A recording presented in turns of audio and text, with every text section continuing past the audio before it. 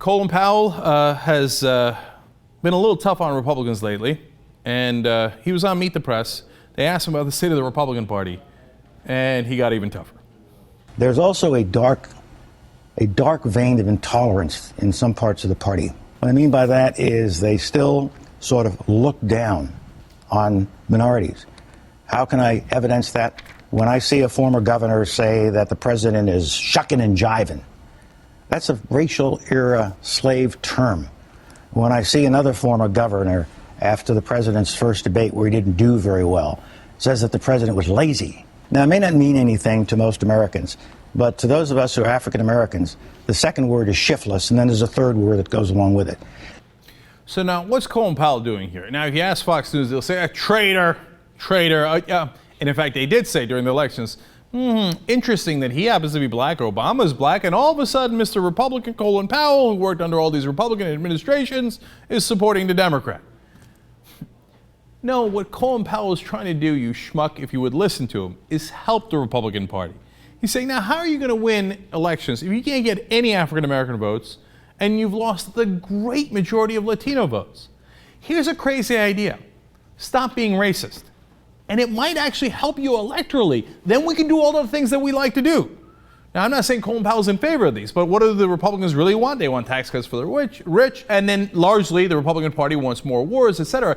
And I don't know that Colin Powell wants those things, but he's saying, look, if you want to accomplish your actual objectives, stop with the nonsense.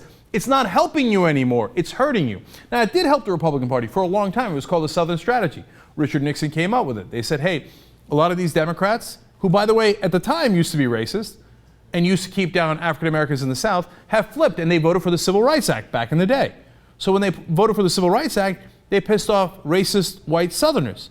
And Nixon said, hey, why don't we go grab those voters? Now, this is well established. In fact, Ken Mehlman, who is the head of the Republican Party, came out and apologized for the Southern Strategy. Okay? So this is well known. So, and did it work for them electorally throughout all these years? Well, it did. They did capture those voters, and they did win a lot of elections, both on the Senate and congressional levels and also at the presidential level. But it has stopped working because the demographics have shifted. So Colin Powell is saying, can you shift along with the times and stop using these obviously loaded words that you used to use in the past, to good effect, by the way.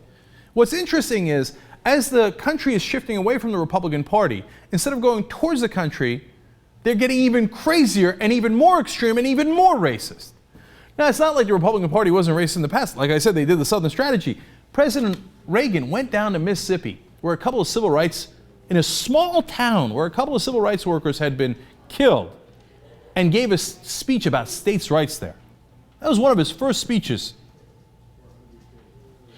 Think about that, man. That is brutal. There was no reason to go to that town to talk about states' rights in a place where they had lynched civil rights workers, okay? So it's not like the Republican Party hadn't been doing this for a long time. But at the same time, their language has become more and more obvious with the shuck and jive and the lazy president and, oh, he wants to turn work into more welfare. We got it, man, we got it. And what Powell's trying to tell you here is it isn't working. And of course, for that, he will be called a traitor and be thrown overboard.